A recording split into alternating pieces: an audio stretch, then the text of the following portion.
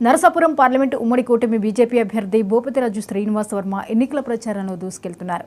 Janasena, TDP, BJP కూటమికి ప్రజల నుండి అపూర్వ స్పందన వస్తుందని, అవినీతిని అరికడితే మేనిఫెస్టోలో ఉన్న హామీలన్నీ నెరవేర్చవచ్చని, నరసాపురం పార్లమెంటు ప్రజల సమస్యలు తీర్చగల సామర్థ్యం తనకు ఉందని భూపతిరాజు శ్రీనివాస్ వర్మ అన్నారు.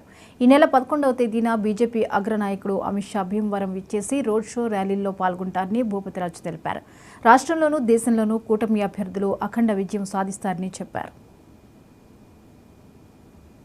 ఎన్నికలకు రంగం సిద్ధమైంది. ఇంకా వారం రోజులు మాత్రమే ఉండటంతో ప్రతి రాజకీయ నాయకులు, ప్రతి ఓటరు దేవుణ్ణి ఆ ఓటు తమ వైపు తిప్పుకునే విధంగా తమ ప్రయత్నాలు తాము చేసి ప్రచారాన్ని ఉధృతం చేస్తున్నారు. ప్రస్తుతం పశ్చిమ గోదావరి జిల్లా నరసాపురం పార్లమెంటుకి ఉమ్మడి అభ్యర్థిగా పోటీ చేస్తున్న బీజేపీ పార్టీ నుంచి భూపతిరాజు శ్రీనివాస్ వర్మ మనతో ఉన్నారు. ఆయన నుంచి మరింత సమాచారం తెలుసుకుందాం.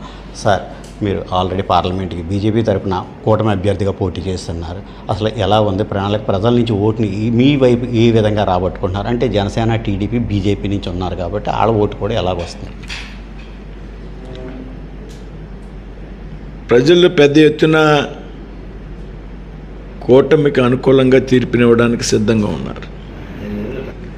అన్నిటికీ మంచి కూటమి పార్టీలు ఏవైతున్నాయో ఈ మూడు కూడా బీజేపీ కానీ, జనసేన కానీ, టీడీపీ కానీ చక్కని సమన్వయంతో, పొత్తుల్లో చిన్న చిన్న ఇబ్బందులు ఉంటాయి కానీ వాటిని అన్నిటిని కూడా అధిగమించి చక్కటి సమన్వయంతో ముందుకెళ్తున్నాం.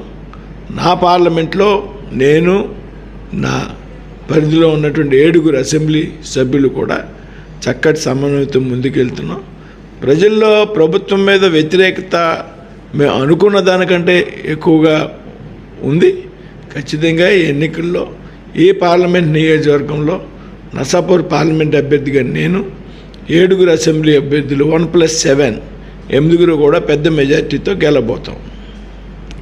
అలాగే అటు జనసేన, ఇటు టీడీపీ అధ్యక్షులు ఇద్దరు కూడా ఉమ్మడి మేనిఫెస్టో రిలీజ్ చేశారు. కానీ అందులో బీజేపీ తరఫున ఎవరో కూడా పార్టిసిపేట్ చేయకపోవడంతో అటు వైఎస్ఆర్సీపీ పార్టీ నుంచి తీవ్ర విమర్శ అయితే, అంటే మోడీ గారే దీన్ని నమ్మలేదు మేనిఫెస్టో, అందుకే వాళ్ళ నుంచి ఎవరో కూడా పార్టిసిపేట్ చేయలేదు అంటున్నారు. దీన్ని ఏ విధంగా చూడండి? మేనిఫెస్టో వాళ్ళిద్దరూ కూర్చొని మేనిఫెస్టో తయారు చేసిన నాటికి భారతీయ జనతా పార్టీ భాగస్వామ్యం కాలే. మేనిఫెస్టోలో అంశాలు ఎప్పుడో చర్చించబడ్డాయి. తెలుగుదేశం, జనసేన కలిపి వర్కౌట్ చేసింది కాబట్టి మీకు ఈ అనుమానం ఉంది తప్పించి మేనిఫెస్టోలో, ఉమ్మడి మేనిఫెస్టో నేను అమిత్ షా గారు చెప్పింది అన్నారు, ఇవాళ మోడీ గారు చెప్పింది ఉన్నారు, డీజీపీని మార్చారు. కాబట్టి మేనిఫెస్టోలో అది ముందే తయారైనటువంటి మేనిఫెస్టో.